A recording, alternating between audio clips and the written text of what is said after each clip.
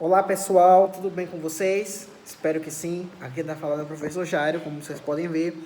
E esse vídeo ele é uma aula breve para a turma do terceiro ano, uma aula breve sobre Primeira Guerra Mundial, tá? Então vocês vão assistir essa aula minha breve e depois vocês vão fazer uma atividade que vai estar descrita aqui na postagem do blog.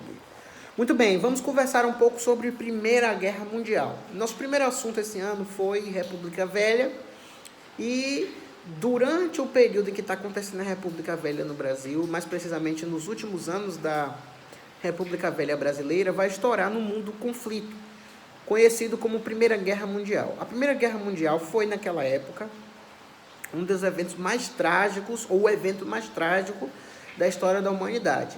Em termos de guerra, só teve um evento com a mortalidade e com a crueldade superior à Primeira Guerra Mundial, que foi a Segunda Guerra Mundial. Então, como até 1919 não havia acontecido nenhum conflito como aquele, a imprensa mundial da época noticiou como a última das guerras, ou a Grande Guerra.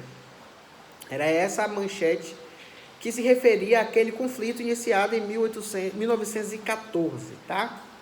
Antes de a gente falar sobre a Primeira Guerra Mundial, é preciso a gente saber os antecedentes. Lembre-se, a história ela é um processo, as coisas não acontecem aleatoriamente, ou como a gente chama na linguagem popular, do nada. Nas histórias, os eventos eles têm uma explicação, um motivo pelo que eles ocorrem. E quando a gente fala de antecedentes, a gente fala as diferentes ações que vão colocar o mundo na iminência do conflito mundial. Tá? E aí, dentro dessas questões, a primeira que a gente pode falar como antecedente da Primeira Guerra Mundial é o imperialismo. O que foi o imperialismo? O imperialismo foi uma corrida das potências europeias, Inglaterra, França, Bélgica, Alemanha, Itália, também potências não europeias como Japão, Estados Unidos, a corrida desses países em direção ao continente africano e ao continente asiático e ao controle e exploração de recursos naturais desses países.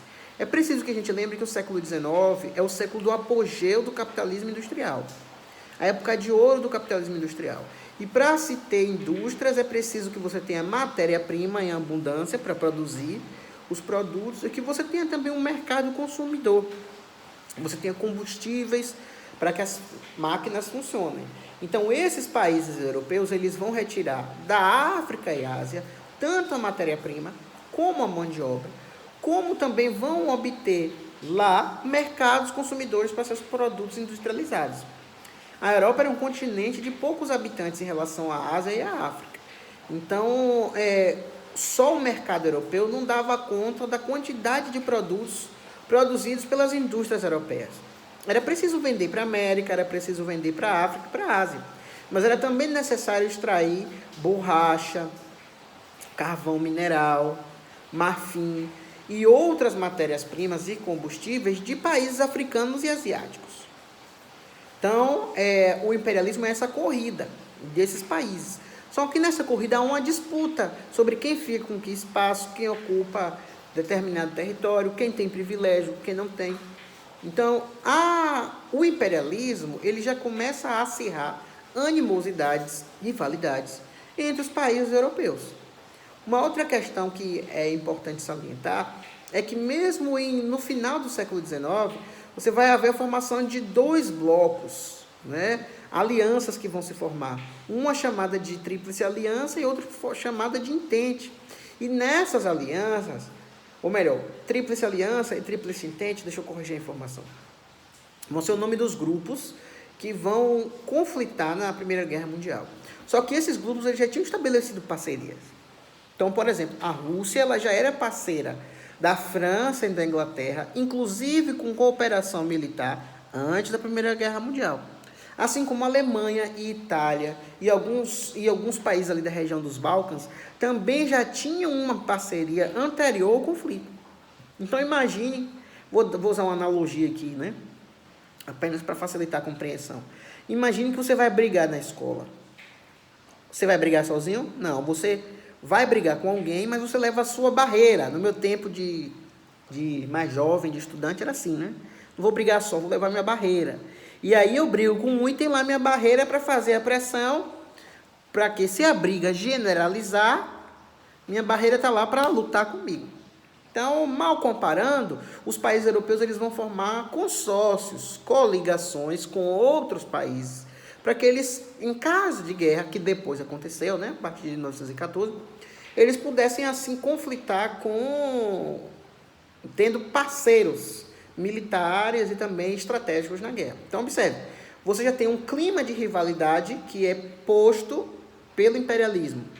Você já tem a formação de blocos militares e econômicos também já num clima pré-guerra. E você vai ter uma outra questão que são os nacionalismos. A partir da segunda metade do século XIX, você vai ter uma onda nacionalista na Europa. O que Jairo, professor, quer dizer com onda nacionalista? Ele quer dizer o seguinte, hoje em dia o nacionalismo é algo muito naturalizado por nós. Né? Muitos de vocês cantam, assistem jogos de Copa do Mundo e dizem: eu sou brasileiro com muito orgulho, com muito amor. Não é isso? Não é assim que vocês costumam se portar na Copa do Mundo, etc. Né? Alguns de vocês com camisa da CBF e tudo mais, e por aí vai. Esse é o nacionalismo.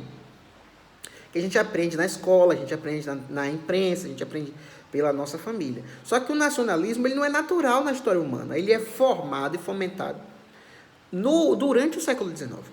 Então, o nacionalismo faz você crer que o seu país é melhor que os demais, que o seu povo é superior aos demais. E se eu acho que eu sou superior, quando eu agrido um outro país, a culpa por essa agressão ela é diminuída. Porque uma coisa é eu agredir alguém igual a mim, outra coisa é eu agredir alguém diferente. Quer ver? É a mesma reação você bater num filho, num irmão, num pai, do que você bater num cachorro, num gato? Não é, porque você imagina que o gato é inferior, você bater num cavalo, você pensa que o cavalo é inferior, um cavalo não é humano, meu pai e minha mãe é um ser humano. Então, essa lógica, ela era aplicada também no nacionalismo. Eu sou alemão, eu sou melhor, eu sou superior aos demais. Então, eu sou melhor que o inglês. Se eu agredi o inglês, sem problemas. Eu sou francês, eu sou superior, eu sou melhor. Então, se eu tiver alguma treta com o italiano, é sem problema. Eu sou sérvio, eu sou húngaro, eu sou bósnio. Então, veja, há esse clima de nacionalismo que fazem com que nações sejam rivais e que cidadãos de nações diferentes se sintam superiores a cidadãos de outras nações. Para além disso, você tem um ambiente de hostilidade étnica muito grande na região dos Balcãs. Eu vou postar aqui embaixo ou aqui em cima, no texto do blog, seja ele em cima ou embaixo. Eu vou postar no texto do blog um mapa da região dos Balcãs para vocês, né? Atualmente a região dos Balcãs, ela tem países como a Albânia, a Sérvia, a Croácia, a Moldávia, a Letônia e por aí vai. Só que naquela época você tinha basicamente a Sérvia controlando ali, né? A região, controlando a maior parte da região, e você tinha, deixa eu me recordar aqui, eram os sérvios e a Bósnia, como é que eu poderia dizer? A Bósnia não era uma região especificamente assim, né? Pronto, eu achei um paralelo interessante. E se você pensar nessa época, haviam judeus, né? Ou seja, que tinham uma identidade cultural particular, mas eles não possuíam um território particular, correto?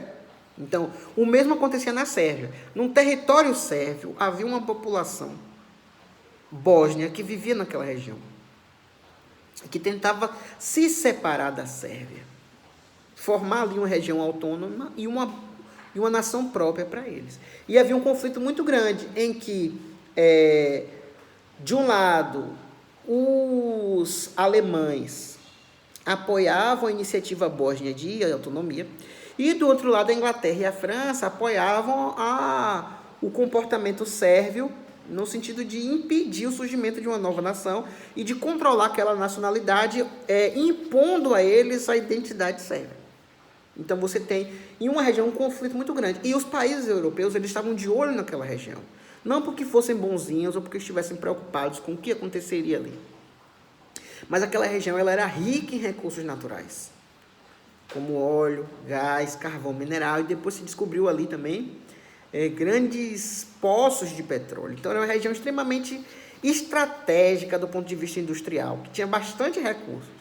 Então, tanto o lado de Inglaterra e França tinha interesses de explorar aquela região, como o lado de Alemanha e Itália também tinha interesses de explorar as riquezas daquela região.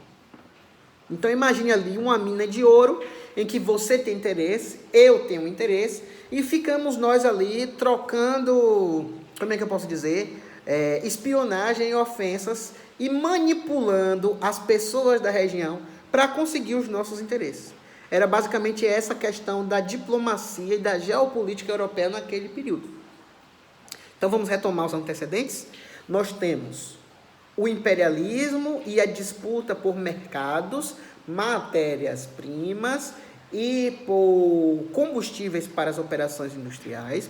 Nós temos a formação de alianças entre os países europeus num clima pré-guerra. Nós temos as questões do nacionalismo nas potências europeias. E nós temos o fato de existirem diversos conflitos na região dos Balcãs ali. O mapa vai mostrar para vocês, mas a região dos Balcãs fica ao norte do Oriente Médio e ao sul da Rússia, mais ou menos ali entre a Rússia e o Oriente Médio. No mapa aí vai dar para vocês visualizarem. Então era essa região que ela era extremamente importante e disputada num contexto de indústria de base, que era o contexto da indústria europeia na virada do século XIX para o século XX. Então veja, comumente os livros vão apresentar que a Primeira Guerra Mundial ela acontece pelo assassinato do arquiduque da Hungria, o arquiduque Francisco Ferdinando. Comumente esse é o ponto considerado como o motivo da Primeira Guerra. Só que a gente não pode levar isso em consideração. Olhe, atenção, eu não estou dizendo aqui que Francisco Ferdinando não foi assassinado. Ele foi assassinado, claro. Ele foi assassinado dentro do território sérvio. Mas só que esse não é o principal motivo da guerra. Vai havendo uma escalada de ódio e de hostilidade entre os países europeus. E o assassinato do arquiduque é apenas o estopim, o ponto de partida, tá? Imagine que você está num relacionamento e que o relacionamento seu já está desgastado. Né? Vocês já brigaram muito, vocês já não se dão assim tão bem, já não tem afinidade, já não há o desejo de um estar na companhia do outro. Né? Com certeza a maioria de nós já passou por essa situação ou ainda vai passar, né? Enfim, existe essa hostilidade mútua. Aí um dos lados da relação, um belo dia, resolve deixar uma toalha molhada em cima da cama. Pronto. A gota d'água é o suficiente para o fim, para o término do relacionamento. Agora eu pergunto, aquele relacionamento acabou por causa da toalha molhada em cima da cama? Óbvio que não. A toalha em cima da cama foi o estopim para que as velhas mágoas, os velhos rancores, os velhos ódios aparecessem. E aí tudo que foi construído de hostilidade antigamente vem à tona e aí o conflito se desenvolve, o relacionamento acaba. Claro, a Primeira Guerra Mundial não é um casamento, mas esse exemplo serve para mostrar para vocês que os outros fatores eles vão criando hostilidades entre os países europeus.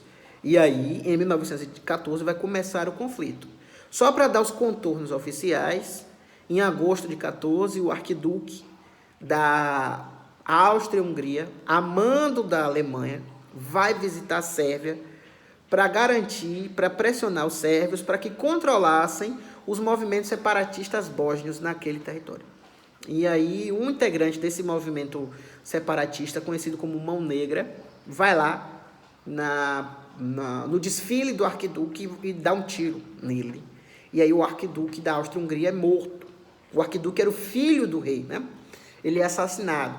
Então a Alemanha exige que a Sérvia apresente os culpados, porque a Áustria-Hungria ela era uma aliada fortíssima na Alemanha. E aí a Sérvia diz que não vai apresentar culpado nenhum, que não vai fazer investigação nenhuma.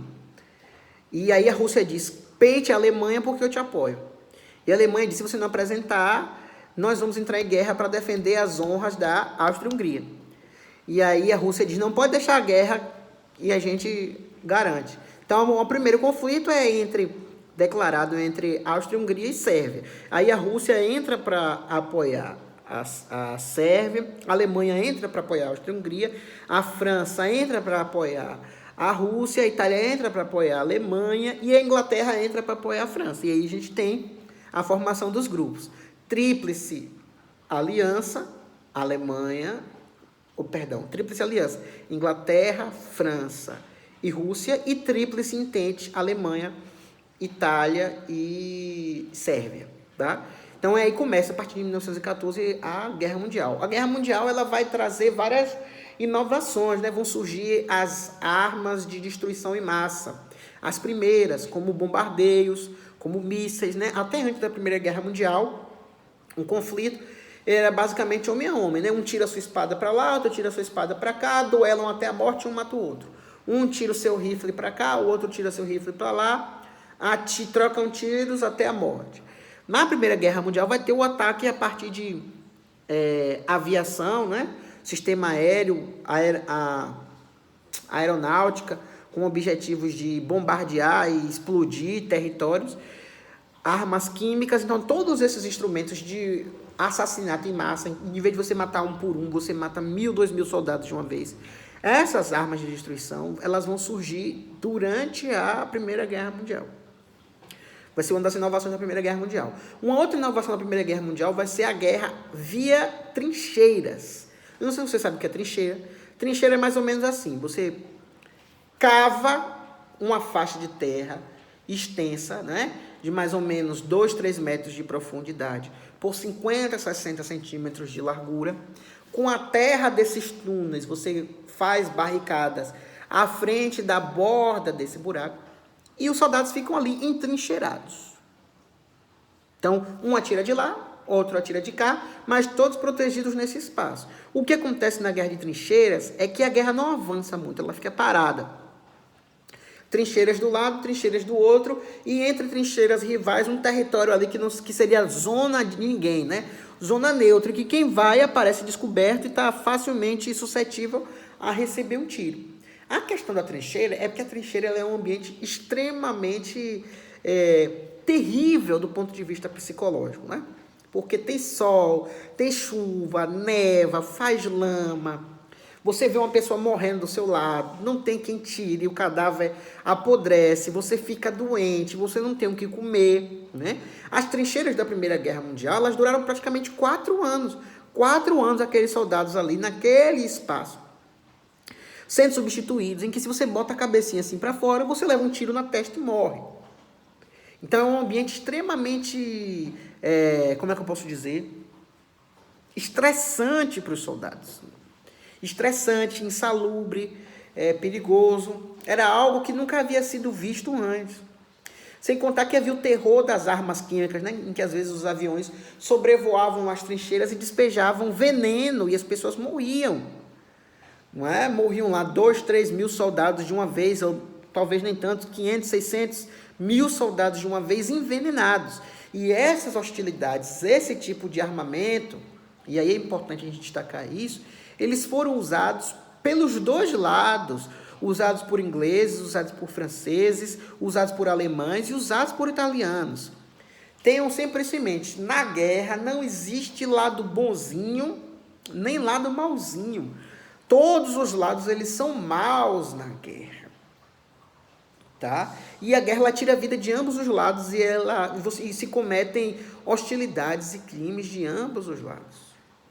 Posteriormente ao conflito, ele envolveu também o Império Turco-Otomano, envolveu os persas, envolveu o norte da África, envolveu soldados australianos, envolveu o Brasil. Vários povos diferentes foram, de alguma maneira, impelidos a lutar nesse primeiro conflito mundial, nessa primeira grande guerra. Então, a guerra vai de 1914 até 1918, e ela termina em 1918 com a derrota e a rendição da Alemanha.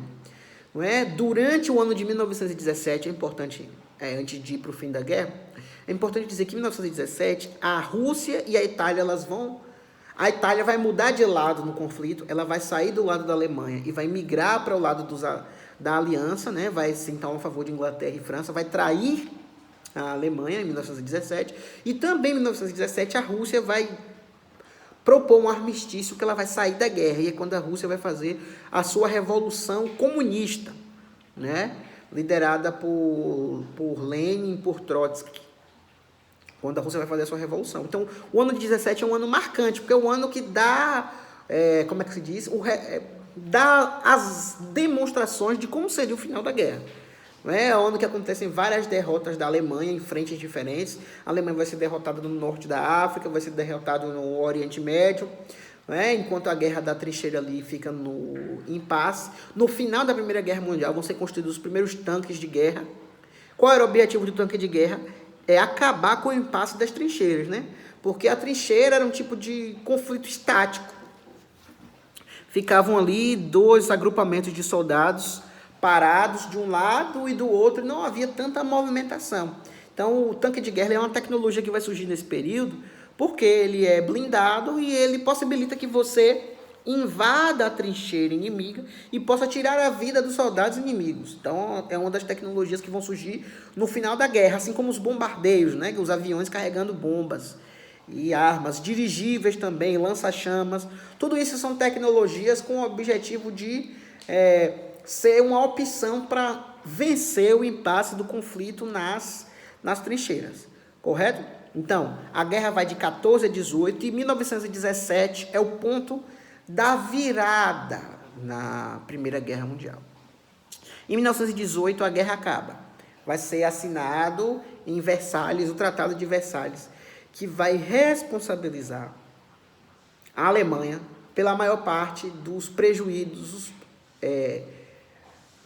como é que eu posso dizer? Os prejuízos oriundos do conflito, né? Os prejuízos que vão acontecer por causa da guerra. Então, vai ser imposto à Alemanha o pagamento de indenizações altíssimas. A Alemanha vai ser impedida de ter exército, impedida de construir navios e aviões de guerra. Tá? E tudo isso vai enfraquecer culturalmente e tecnologicamente a Alemanha. A Alemanha vai ficar sob uma espécie de supervisão da Inglaterra e dos Estados Unidos, que também vão entrar no conflito a partir do final de 1917 e início de 1918. E os Estados Unidos vão ser um apoio determinante para que a Inglaterra vença a Alemanha, que já estava ali, né, combalida tanto quanto a Inglaterra. Então, o que a gente pode pontuar como consequência? Sem sombra de dúvida, a gente também pode dizer que, para além do Tratado de Versalhes e para além da humilhação pública da Alemanha, você tem a Revolução Comunista, a Revolução Russa, como um dos elementos consequentes da Primeira Guerra Mundial. Porque o que acontece na guerra? Um país ele gasta muito, uma guerra é muito cara. Então, a indústria que antes produzia geladeira, fogão, carro, essa indústria agora ela vai ser voltada para produzir esforço de guerra.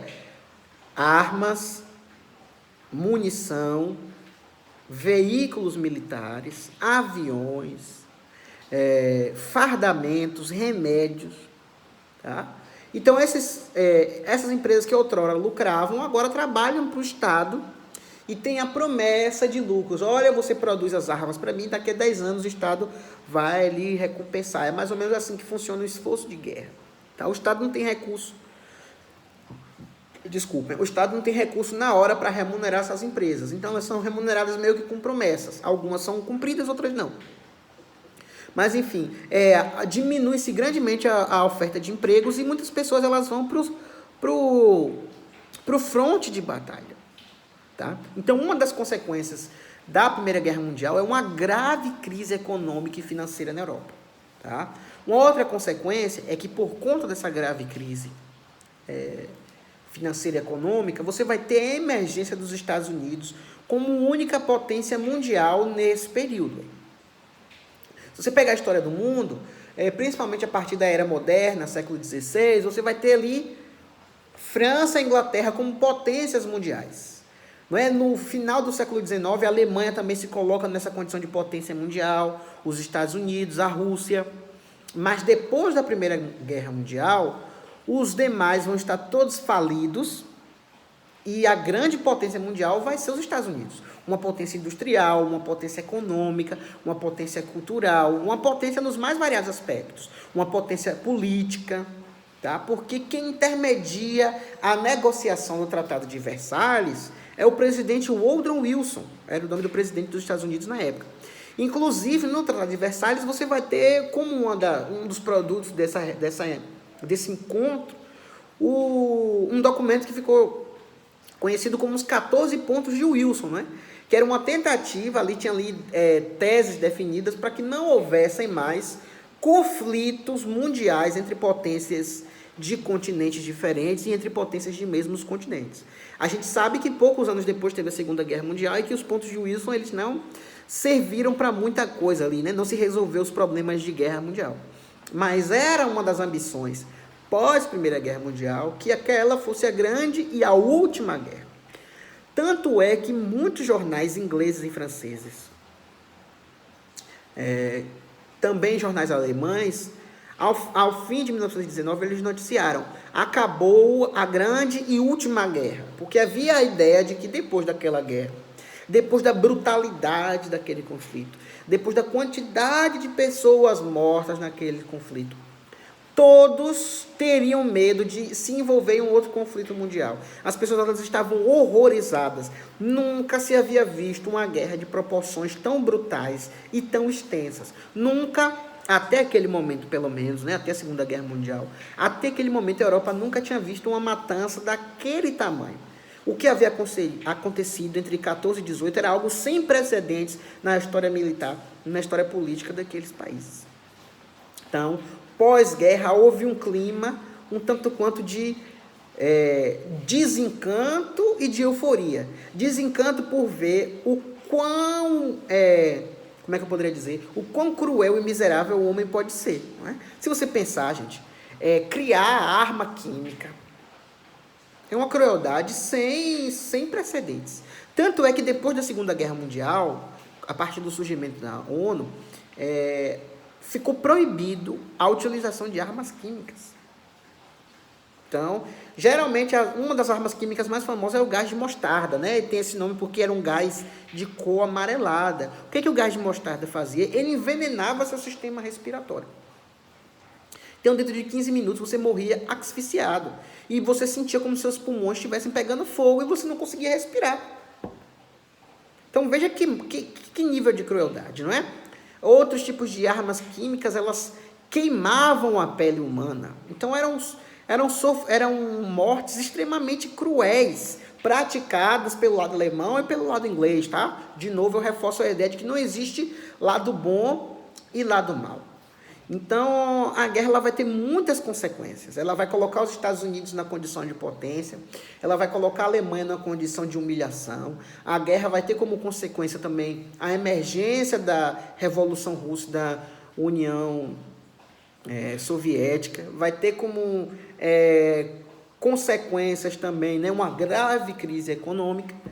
Então, essas são as consequências da guerra. E como antecedentes, ou seja, coisas que causaram a guerra, a gente pode citar o imperialismo, a gente pode citar também o surgimento do nacionalismo dentro do continente europeu, a gente também pode citar a formação de grupos econômicos, políticos e militares por Inglaterra, França e Rússia, e por outro lado por Alemanha, por Itália e por Sérvia. A gente também pode falar das questões dos Balcãs, das questões de nacionalidade. Então, vários elementos eles causam a guerra e vários elementos eles são consequências da guerra.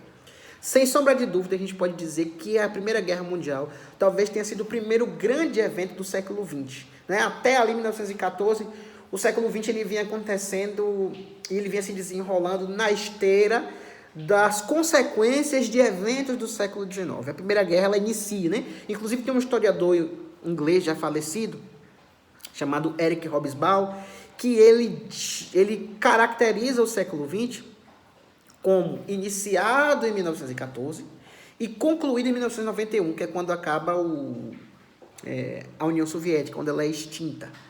Tá? Então, ele chama de breve século XX. Né? Apesar da cronologia dizer que o século XX vai de 1901 a 2000, para Hobsbawm, os eventos que vão moldar a cultura, a consciência, né, e a ideologia do século XX são a Primeira Guerra Mundial, no seu início, e o final da União Soviética, no seu ocaso. certo? Eu espero que tenha dado para vocês, esse vídeo tenha ajudado vocês a compreenderem algumas questões, tá? Por favor, não deixem de ler o livro, de se informar mais na parte escrita de textos sobre essas questões. E em caso de dúvidas, coloquem aqui nos comentários do blog, por favor, para que a gente possa começar, tá? Lembre-se que vocês têm como atividade de, a partir desse vídeo, após esse vídeo, anotar aqui no blog, na parte de comentários, 2 antecedentes da Primeira Guerra Mundial e 2 eventos que foram consequência da guerra, só aconteceram por influência da guerra. Duas coisas que acontecem antes e causam a guerra, e 2 coisas que acontecem depois e são causadas pela guerra, tá? Faça sua atividade. No mais, um abraço forte, saudade de todos vocês, saudade da gente bater aquele papo, resenhar antes e durante as nossas aulas, e tomara que esse vírus saia logo do nosso país, que a gente possa voltar às nossas aulas, para a gente conversar, para a gente bater um papo, para a gente se ver, tá? Um abraço para todos vocês, se cuidem, se protejam, e na medida do possível, do que puderem, não saiam de casa. Um abraço do professor Jairo, e a gente se vê, eu espero que em breve. Tchau.